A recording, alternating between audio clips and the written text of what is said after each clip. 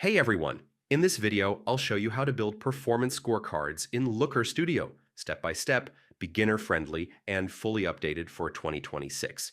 If you want key numbers to stand out instantly on your dashboard, well yeah, scorecards are exactly what you need. First, open Looker Studio and create a new report, or open an existing one. Connect your data source like Google Analytics for Google Sheets, Google Ads, or sales data. Make sure the metrics you want to track are already available. Now add your first scorecard. Click Add a Chart and choose Scorecard. Place it at the top of your dashboard. Select the main metric you want to highlight, such as users, revenue, conversions, or leads. Next, enable comparisons. In the scorecard settings, turn on comparison and choose a previous period or previous month. This shows whether performance is improving or declining.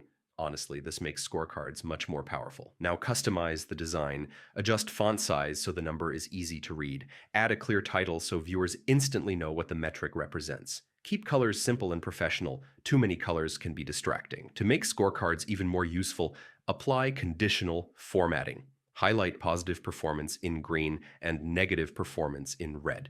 This allows anyone to understand results in seconds. No explanation needed. You can also add multiple scorecards. Place related metrics next to each other, like revenue, conversion rate, and average order value.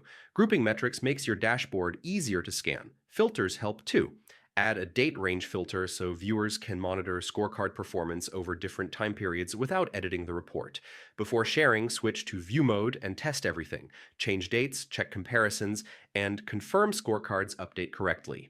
And that's it. By using scorecards, comparisons, formatting, and clean layout, you can build clear and effective performance scorecards in Looker Studio. If this guide helped you, don't forget to like the video, share it with your team, and subscribe for more step-by-step Looker Studio tutorials. Thanks for watching, and I'll see you in the next one.